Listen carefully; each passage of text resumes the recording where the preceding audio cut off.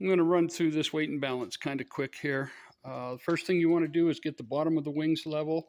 I'm not going to put a level on mine because I'm just demonstrating, but it's fairly close to being level.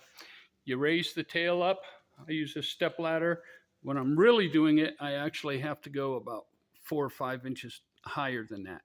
But I put a piece of safety wire on there to make sure it doesn't roll off the ladder. So I've got my plumb bob hanging right near the tire so I can measure very accurately to the center of the axle. I got it hanging over. I just use a clamp to clamp it on the back side of my wing.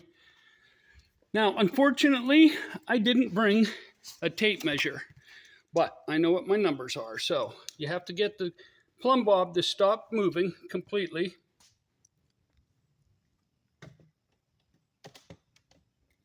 Okay, and you measure from the plumb bob to the wheel, center of the axle. I've already done this. I know this one is 6 5/8, or 5.625. So 5 5/8, 5.625 inches. I know that the other tire, now what you got to do is move the plumb bob to the other side, get the other measurement exactly on it. Okay, and I know that it is 5 inches and I think it's 7/16. We'll just say 400. Okay, 5 inches, 400. All right.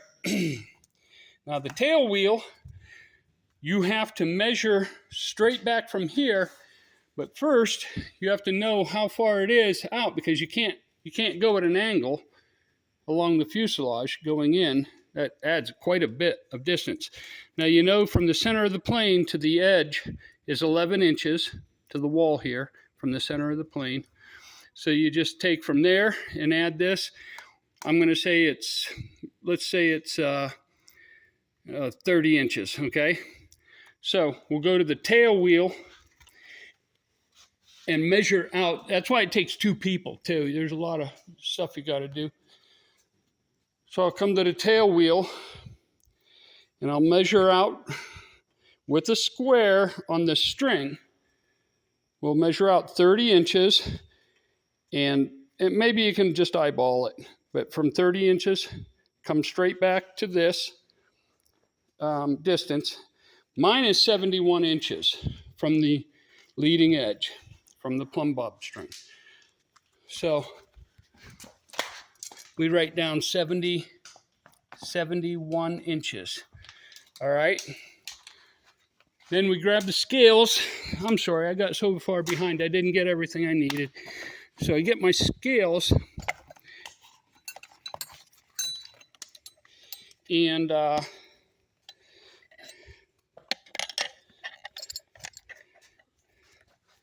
get my scales and I hook them onto this with a strap, and I have a fulcrum that I lift this with somebody sitting in the cockpit. And when that person's sitting in the cockpit, they cannot be moving around. I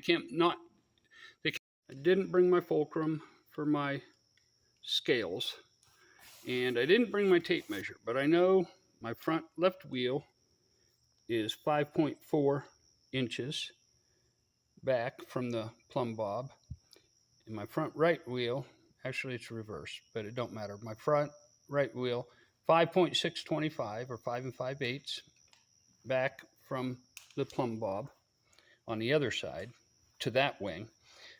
And the weight on that wheel I know is 200 pounds, and this one is about 190.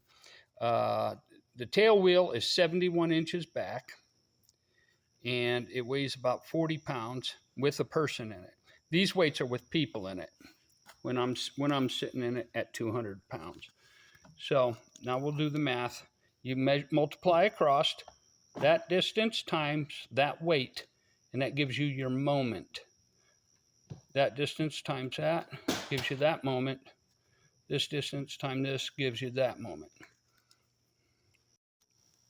So now we've multiplied them across, and now we add the moments up. We total the moments, and we get 4,991 moment That's foot, but not for inch pounds, okay? And we total up the weight. The total weight is 430 pounds. And we divide the total moment by 430 pounds.